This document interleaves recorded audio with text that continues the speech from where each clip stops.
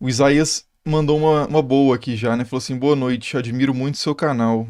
Se puder falar sobre a história das bets e jogo de azar na história, por exemplo, quando na profecia dizia que os soldados lançariam sorte sobre as vestes de Jesus. Essa questão é muito interessante, tipo assim, eu nunca peguei para estudar especificamente esse tema, mas eu já vi em vários momentos, né, em várias leituras de história das religiões, como que essa questão dos jogos de azar barra jogos de sorte barra jogos de acaso, né? Em inglês eles chamam de Game of Chance. Azar pode ter esse sentido também, né? Porque a gente usa azar de uma forma pejorativa, né? Não, eu tive o maior azar. Mas eu, nesse sentido mais neutro de jogos de acaso, isso aparece muito em várias tradições ao redor do mundo de pessoas buscando formas de fazer o sagrado se manifestar, né? Os deuses, os espíritos, os ancestrais, qualquer coisa desse tipo. Várias tradições diferentes em vários lugares do mundo buscaram formas de fazer com que o sagrado se manifestasse quando você tem alguma questão do tipo assim, vou para a guerra ou não vou para a guerra, ou a colheita vai dar certo ou não vai dar certo, ou tá acontecendo um monte de coisa ruim com a gente, uma série de coisas desfavoráveis aconteceram. Será que os deuses estão bravos com a gente? Será que a gente desagradou os nossos ancestrais de alguma forma? Então você quer buscar algum tipo de resposta. Aí uma forma de buscar esse tipo de resposta é com essas técnicas que estão relacionadas à origem dos tirar sortes, né? Como foi mencionado aí na pergunta. Então, por exemplo, se eu jogar um dado de 6 lados, vai sair algum dos números. E não fui eu que escolhi o número que saiu. Ele saiu por alguma razão que não foi a minha escolha e nem a escolha de ninguém envolvido em jogar o dado. Então, muitas vezes isso era interpretado não como uma questão de sorte ou de azar, mas de que os deuses tinham decidido qual número sairia ou de que os espíritos ancestrais, etc., tinham decidido aquilo. Então tem alguma vontade oculta, alguma razão, alguma agência que a gente não percebe com os nossos sentidos comuns que estão escolhendo que as coisas sejam daquela forma. E aí você tem na Bíblia, você tem o Urim Turim, por exemplo, né, que eram pedras que eram lançadas pelo sacerdote, autorizado a fazer esse tipo de consulta, e que traziam um resultado ali de se Deus aprovava ou desaprovava tal coisa, se Deus estava a favor ou não de que o povo fosse para a guerra e coisas do tipo. Você tem algo semelhante, assim, por exemplo, nos búzios, nas cartas, que são coisas aleatórias, mas o resultado nunca é percebido como aleatório.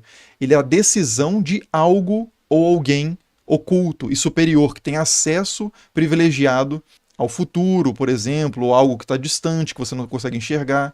Então tem informações privilegiadas que ele passa através desse tipo de consulta. A gente poderia pensar até que em algum nível a gente encontra algo parecido nas escolas, quando as pessoas escrevem S de um lado da borracha e N do outro lado da borracha e joga para saber se fulano gosta ou não gosta da pessoa, ou coisa do tipo, né? Claro que aí a gente está totalmente fora de um ambiente de solenidade, de institucionalidade sacerdotal, religiosa, né? Mas eu acho que a dinâmica e o tipo de coisa que a pessoa está buscando ao recorrer a essas técnicas é algo semelhante. E aí, no caso de tirar as sortes, quando a gente pega na Bíblia, a gente tem vários exemplos, né? Além dessa questão do Urim Turim que eu já citei, que era algo instituído mesmo, né? E autorizado dentro do culto e da relação com Yahvé, você também tem o episódio em que Jonas vai para tá num barco, né? Fugindo ali da sua vocação, que Deus tinha mandado ele para Nínive, e ele pega um navio para a direção oposta. Nesse processo começa a acontecer umas tempestades, e aí os caras do navio falam assim: olha, os deuses, de alguma forma, o Deus está irado com a gente tem que descobrir qual que é o culpado.